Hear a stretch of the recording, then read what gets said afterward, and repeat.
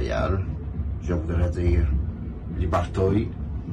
On peut pisser aujourd'hui, on peut aller écouter de la musique, la guitare. Les toilettes sont propres. Samuel, tu devrais appeler cette compagnie-là, c'est super propre ça.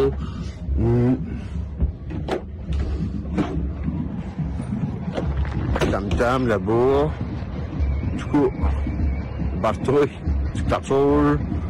C'était le journaliste en direct. Et moi, j'étais journaliste. Fait, je m'en vais avoir du fun au sex shop, là. Je travaille quand même 150 heures par semaine, là.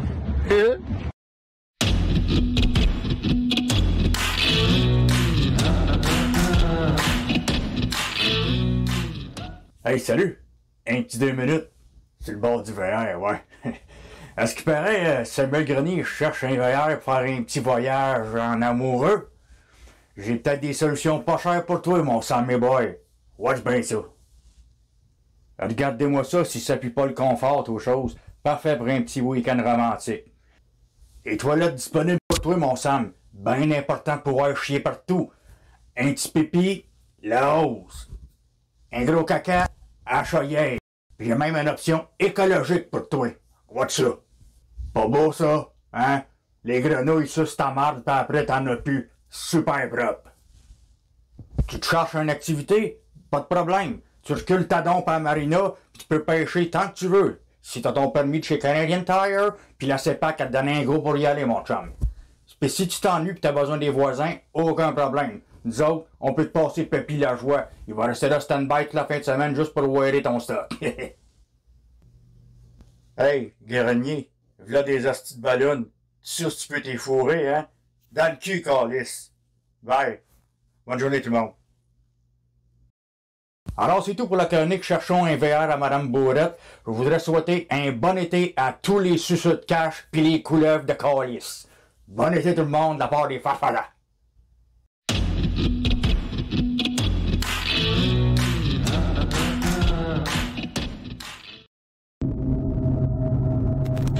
La dépopulation de Bill Gates est commencée, les amis. Il y a des vidéos à la pluie qui disent même. Il dit en anglais, il veut ramener ça 500 millions sur Terre. Allez, les, ça commence, Gogol! J'ai capoté merde!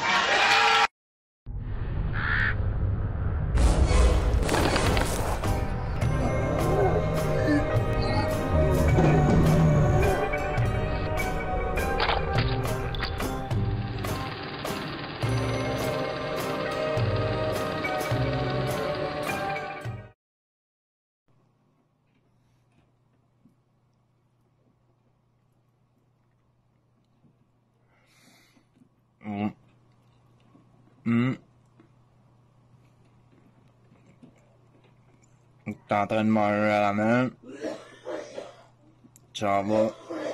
On s'en va toute la gang après-midi. En char. Pas de masque. Moi, je m'en ramène.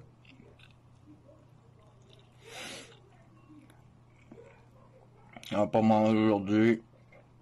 Fait que là, prends un petit 3 minutes, manger à la main, parce que après-midi on s'en va.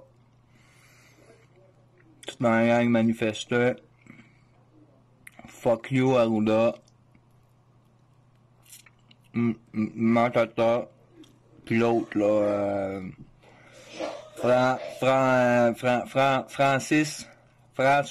François Legault. Fuck you tabarnak. Non mais man.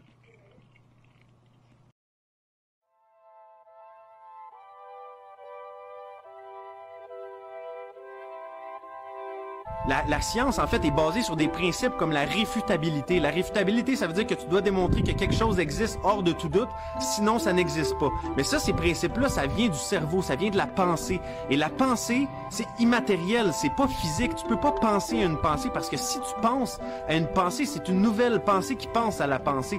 Donc si tu penses à une pensée, c'est une nouvelle pensée qui pense à la pensée. Donc si tu penses à une pensée, c'est une nouvelle pensée qui pense à la pensée. Donc si tu penses à une pensée, c'est une nouvelle pensée qui pense à la pensée. Donc si tu penses à une pensée, c'est une nouvelle pensée qui pense à la pensée. Donc si tu penses à une pensée, c'est une nouvelle pensée qui pense à la pensée. Si tu penses à une pensée, c'est une nouvelle pensée qui pense à la pensée. Pensée, pensée, pensée, pensée.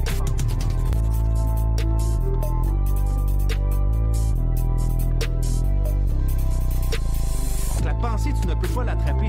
C'est là, mais c'est pas là. Tu peux pas le toucher, OK? Et ça, quand tu réfléchis à des questions comme ça, c'est que ça te fait réfléchir que, justement, tu n'as peut-être pas toutes les réponses encore en tant qu'être humain. Penser. Et ce qui est un peu dommage, c'est que quand on commence à poser des questions de ce genre-là, on se fait classer dans une catégorie de gens comme complotistes ou conspirationnistes. Et c'est des mots qui riment avec terroriste. Et ça fait peur. Tu veux pas te faire coller une étiquette comme ça en tant que citoyen. Donc, ce que ça fait, c'est que ça nous encourage à pas trop se poser de questions. Parce que si tu penses à une pensée, c'est une nouvelle pensée qui pense à la pensée. Tu peux pas penser à une pensée parce que si tu penses à une pensée, c'est une nouvelle pensée qui pense à la pensée. Tu peux pas penser à une pensée parce que si tu penses à une pensée, c'est une nouvelle pensée qui pense à la pensée. Tu peux pas penser à une pensée parce que si tu penses à une pensée, c'est une nouvelle pensée qui pense à la pensée. Tu peux pas penser à une pensée, penser. On a peut-être beaucoup encore à apprendre de la nature, de la planète, de la vie en tant que telle. Et c'est important en tant que société d'être capable d'avoir ces discussions-là, d'être capable d'avoir des débats comme ça, d'idées, parce que si tu penses à une pensée, c'est une nouvelle pensée qui pense à la pensée. Penser.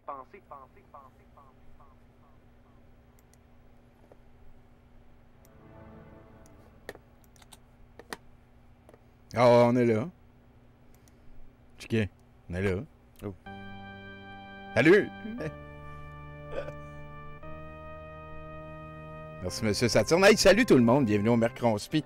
Mon nom est Tommy Godette et ce soir, je suis accompagné par Nathan, en remplacement express de Martin Godette de Ménage du Dimanche, qui est très occupé. Il fait des martignades, des affaires importantes. En tout cas, écoute, merci Nathan d'avoir remplacé à pied levé comme ça. Ça ne change rien pour la programmation.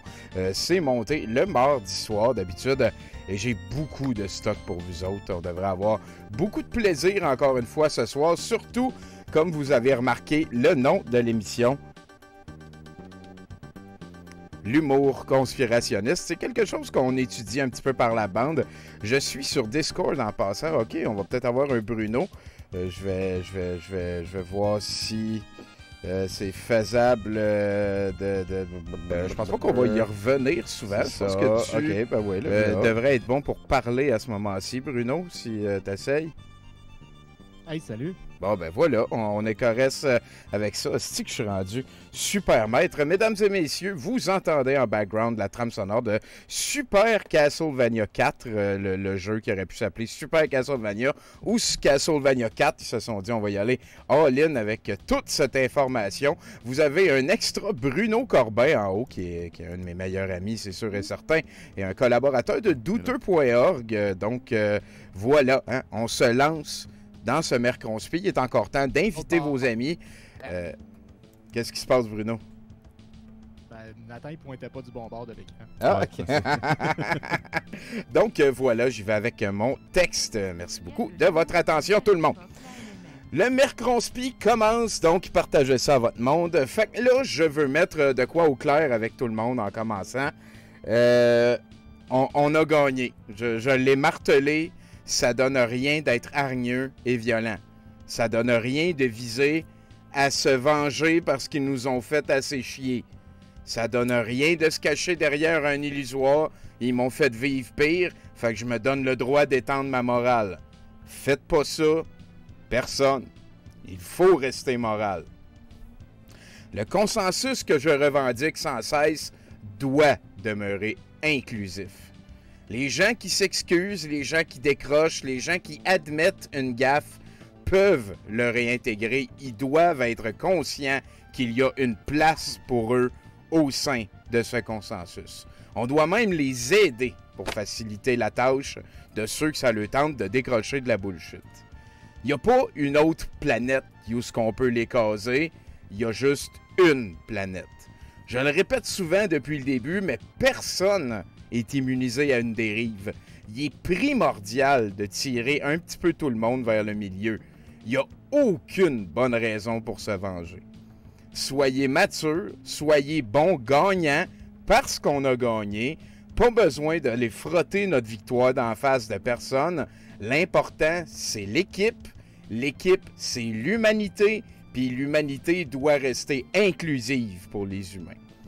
Tu sais, les êtres d'amour vibratoire qui sont encore pris de dérive à ce moment-ci de la pandémie en 2021 juin, ce sont les plus convaincus. Puis on le sait tout le monde, c'est quand un animal est pris au piège qui devient le plus imprévisible et prompt à la violence. Soyez patients, ça sert à rien à se mettre plusieurs sur un humain désemparé. L'insulte, la violence servent la réalité. Posez des questions. Pourquoi tu te sens comme ça? Surtout à un kidam qui commente sur une page de gourou. On a certainement moyen d'en rescaper tout plein.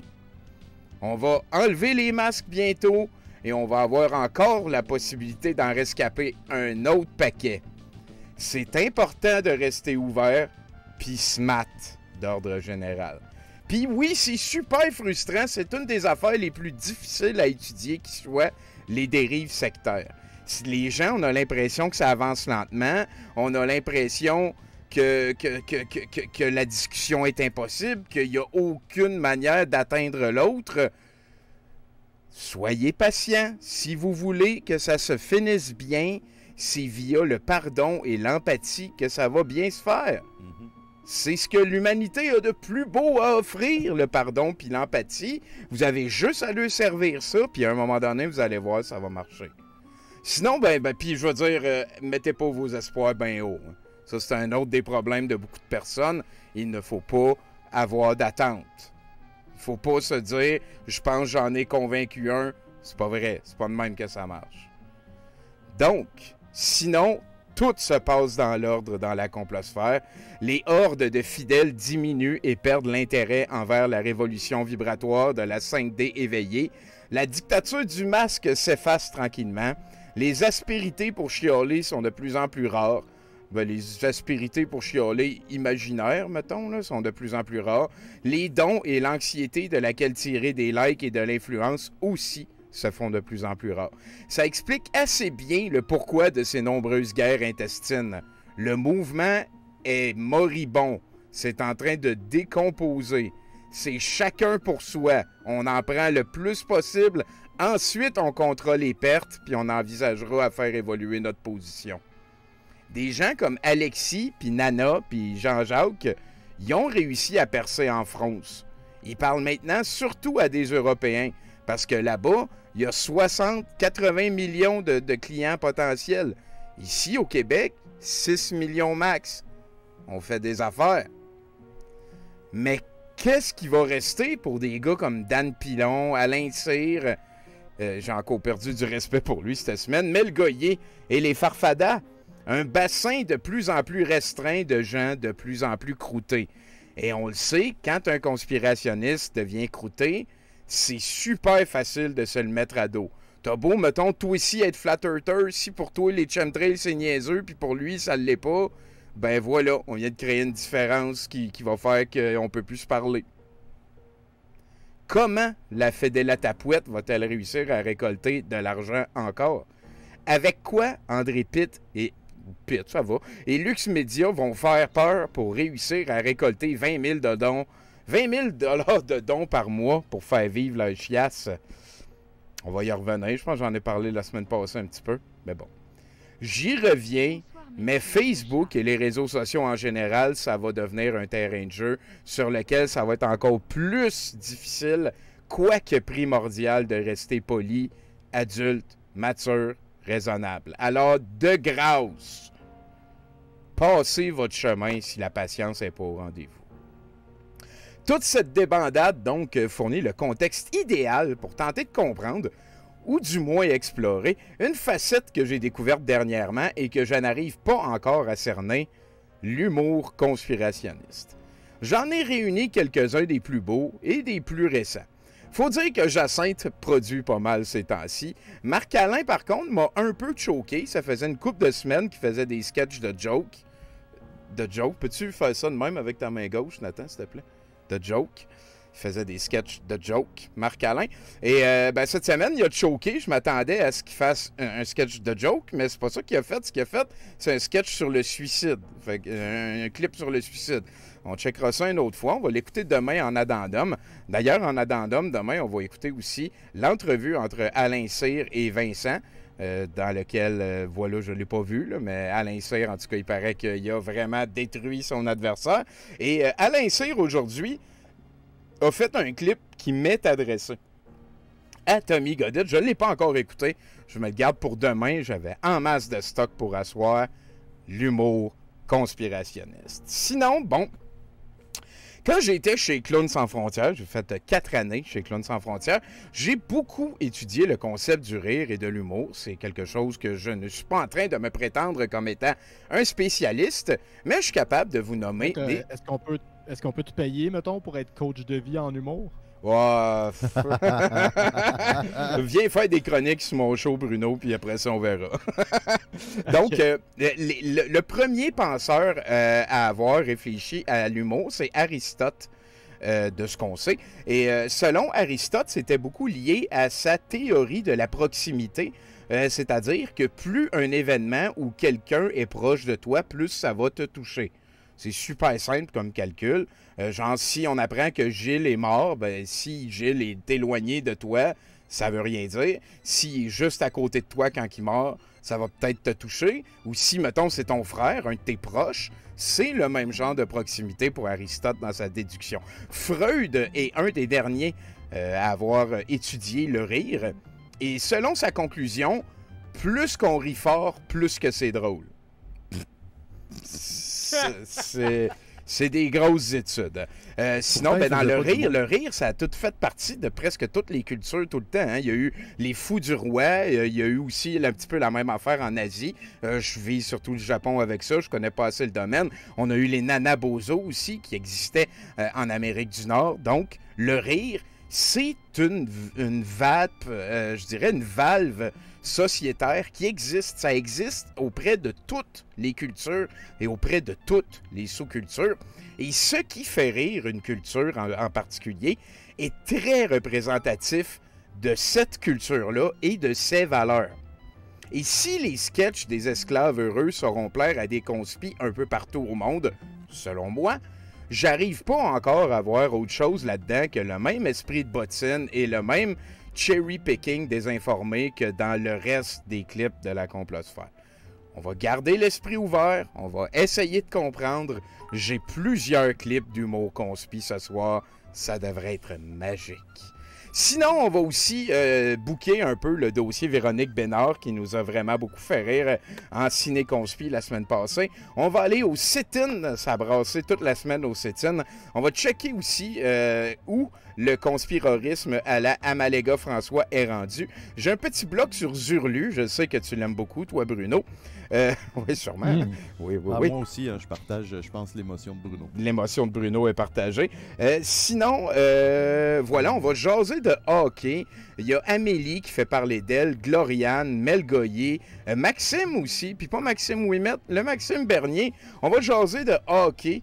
Et en plus des nombreux clips humoristiques, ce soir, on va écouter du Jean-Jacques Crèvecoeur.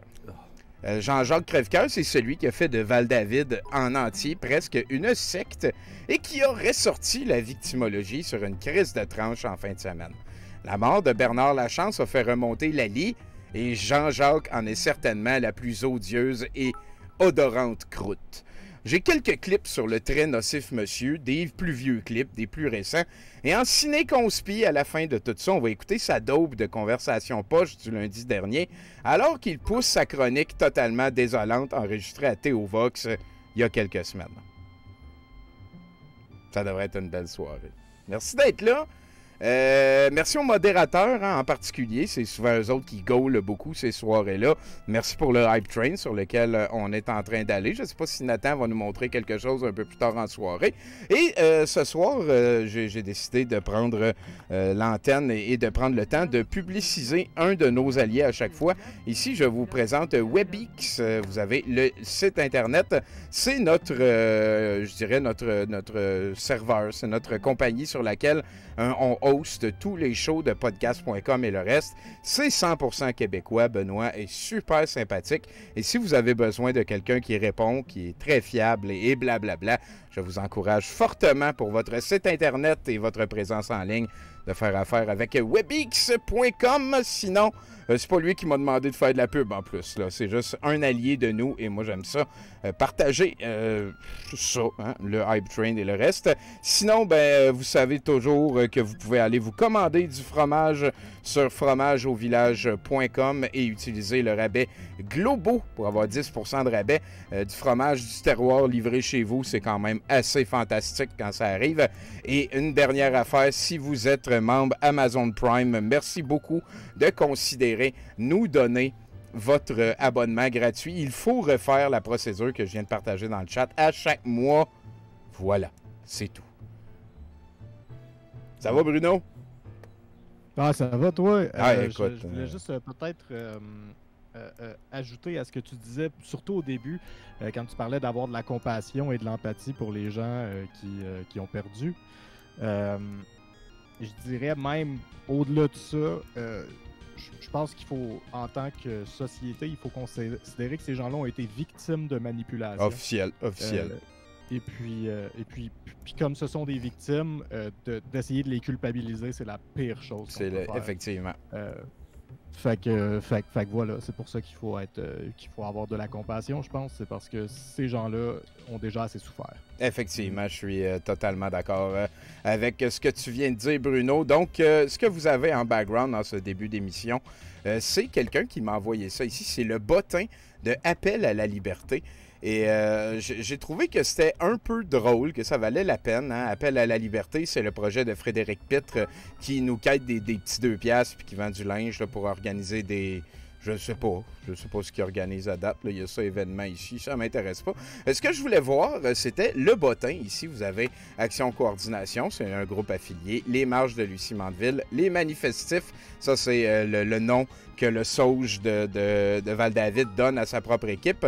Et bien sûr, Mobilisation Val-David. Donc, vous avez ici Cœur de parents. Y allez pas là-dessus. C'est la pire place du Facebook québécois. Il y a ici le mouvement Entraide au cœur, le portail de l'abondance. Rebel News, pour eux autres, c'est une référence. Donc, Solidarité parents aussi, c'était pas pire. Ben oui. Et Carole Martel, celle qui met des étoiles dans les